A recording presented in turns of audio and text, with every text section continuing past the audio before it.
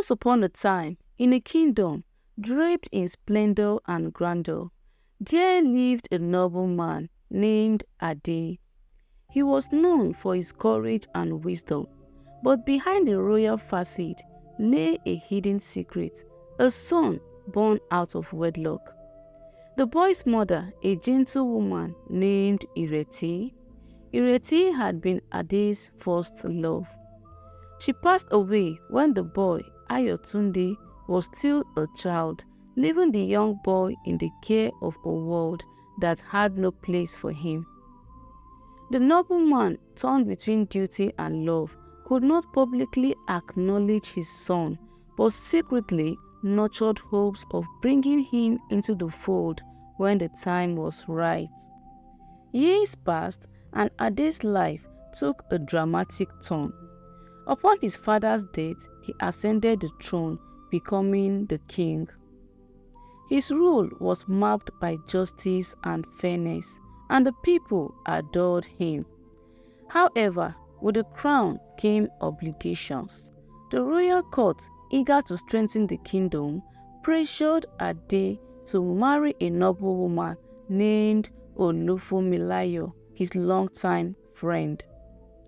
Olufunmilayo had once been kind and tender, but the allure of power had twisted her heart into a dark, cruel thing.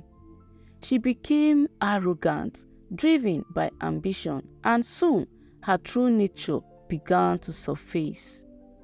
Olufunmilayo bore the king a son, Adejare, and her mind quickly turned to securing the throne for her child. She knew of Ayotunde, the king's firstborn, who by all rights was the true heir to the throne. Consumed by jealousy and fear, Olufunmilayo hatched a sinister plan to ensure her son's ascension. She knew the king was a man of deep faith and love, and she used this against him.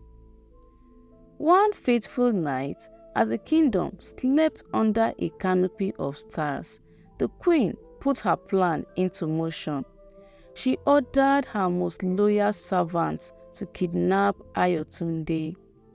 The young boy, unaware of his true lineage, was taken from his home and sold to a group of fishermen from a distant land. The queen believed she had removed the only obstacle in her son's path to the throne, and with that, she began her reign of terror. With Ayotunde gone, Olufunmilayo turned her cruelty towards the king. During a grand feast meant to celebrate the kingdom's prosperity, she publicly humiliated him. Before the gathered nobles, she questioned his decisions, mocked his authority, and belittled him as a ruler.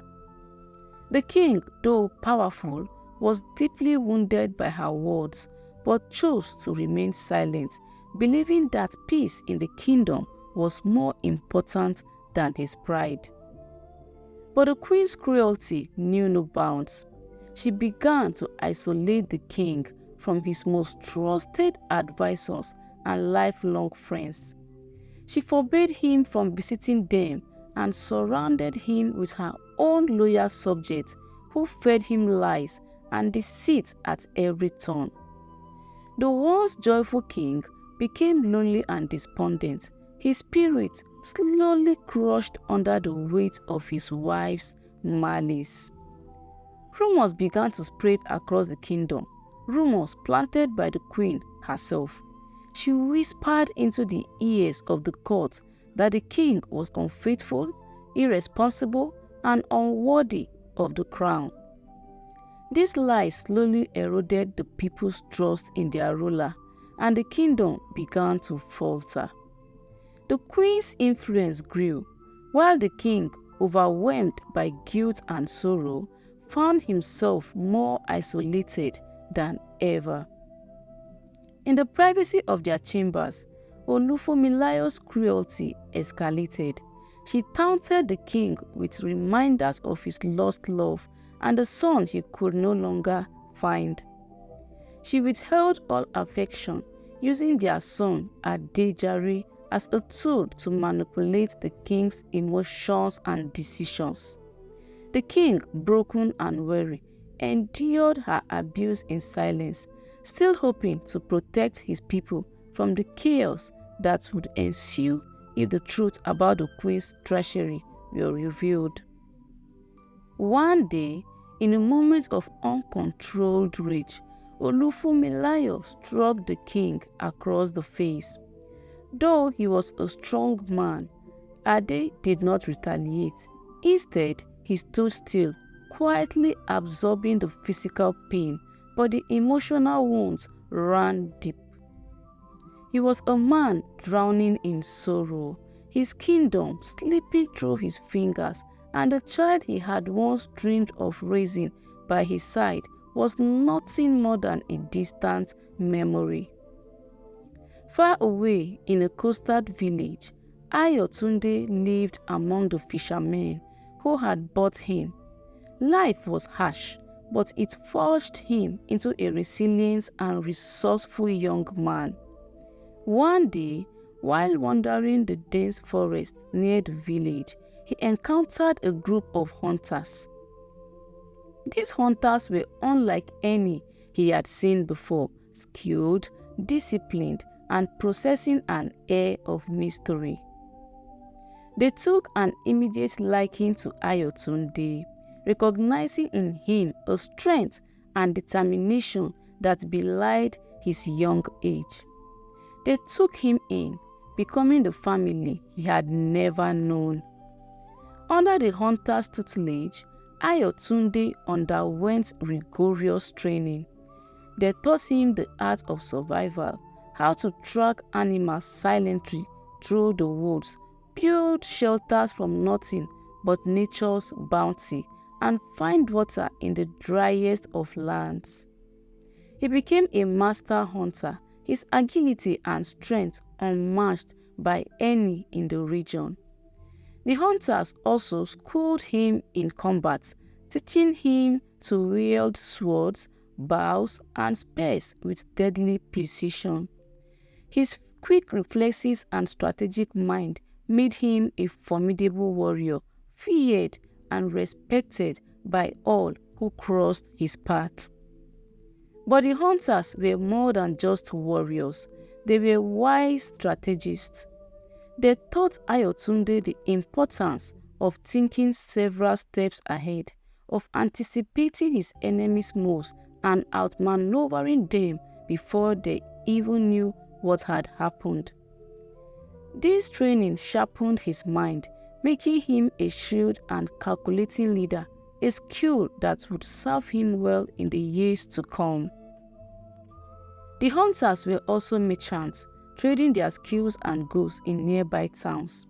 They taught Ayotunde the intricacies of negotiation and commerce, skills that would later prove invaluable. He learned to read people, to understand their desires and fears, and to use that knowledge to his advantage. These were not just lessons in survival, but in leadership, preparing him for the destiny that awaited him. As the years passed, Ayotunde became restless. He knew that his place was not with the hunters, but back in the kingdom he barely remembered. He had heard whispers of a tyrannical queen, of a king who had lost his way, and of a young prince poised to take the throne. Ayotunde felt a deep, unexplainable pull toward his distant land, and he knew it was time to return. Disguising his appearance with a powerful potion given to him by the hunters, Ayotunde made his way back to the kingdom. He took on the guise of a simple janitor, securing a position in the palace where he could observe the happenings within its walls. No one recognized him, not the servants, not the guards, not even the queen who had once tried to destroy him. As a janitor, Ayotunde quickly made himself indispensable. One day, a fire broke out in the royal kitchens, threatening to engulf the entire palace. Ayotunde, with the skills he had honed over the years, single-handedly put out the blaze, saving lives and preserving the palace grandeur. The entire staff was in awe of his bravery and quick thinking, and word of the heroic janitor spread throughout the kingdom. But Ayotunde's actions went far beyond heroics. The queen's advisors, who had grown fat and lazy from their ill-gotten power, often devised cruel policies that oppressed the people. Ayotunde, using his wit and cunning, subtly sabotaged their plans. He whispered suggestions into the ears of key officials, gently steering the kingdom away from disaster. The queen's son, Adejare, began to take notice of the janitor's wisdom and often sought his counsel, though he had no idea of the janitor's true identity. The kingdom's economy, which had been on the brink of collapse, began to recover, thanks to the business strategies Ayotunde subtly proposed to the king. The king, who had grown increasingly withdrawn and melancholy, found himself drawn to the janitor's wisdom. Though he didn't know why, the king felt a strange connection to his humble servant, and their bond grew stronger with each passing day. During his time in the palace, Ayotunde also found love. A beautiful maid named Moronkeji caught his eyes. She was often mistreated by Adejare, the queen's spoiled and cruel son, who saw the servants as nothing more than playthings. Ayotunde secretly protected her from Adejare's advances, using his influence to keep her safe. Their love blossomed in the shadows, a pure and tender bond amidst the cruelty of the palace. As the king's health began to fail, the queen grew increasingly desperate. She had waited long enough for her son to take the throne and decided to hasten the process by poisoning the king. Day by day, the king grew weaker, his voice, vibrant spirit fading away. The queen, eager to seize power, began preparing for Adejare's coronation. One night, as the king lay on his deathbed, Ayotunde could no longer stay silent. He entered the king's chambers, his heart pounding in his chest. The king, barely clinging to life, looked into the janitor's eyes and saw something he hadn't noticed before, a flicker of familiarity. Ayotunde, his voice trembling with emotion, revealed his true identity. As he transformed before the king's eyes, the old man gasped, tears welling up in his eyes. He reached out with trembling hands, touching his son's face, hardly believing what he was seeing. "My son," the king whispered, his voice choked with emotion. "I prayed every day to see you again." Ayotunde embraced his father, tears streaming down his own face. "Father, I have returned," he said, his voice filled with both sorrow and resolve. The king, with his last breath, revealed the deepest secret of the kingdom to his son and handed him the staff of honor, the symbol of true kinship. With a contented sigh, he passed away in Ayotunde's arms, leaving behind a kingdom on the brink of turmoil. The following week, the palace was abuzz with preparations for Adejare's coronation. The queen, her heart filled with triumph, could hardly contain her excitement. The day of the ceremony arrived, and the chiefs gathered to crown the new king. But just as the coronation was about to begin, a commotion arose from the crowd. Ayotunde, no longer disguised, stepped forward, his presence commanding attention. Gasps of shock and disbelief echoed through the hall. The queen's face turned ashen, her eyes wide with terror as she realized who stood before her. The chiefs, recognizing the true heir, immediately deferred to Ayotunde. The queen's dreams of power crumbled before her eyes. Ayotunde, with the authority of a king and the wisdom of a seasoned leader, ordered the arrest of the queen and her son. They were thrown into the dungeons, their power stripped away. The once mighty queen, now a broken woman, succumbed to despair and took her own life in the darkness of her cell. Adejare, unable to live with the shame and dishonor, followed his mother into death. Ayotunde was crowned the rightful king, and the kingdom rejoiced under his rule. He married Moronkeji, the maid who had captured his heart, and together they brought peace and prosperity to the kingdom.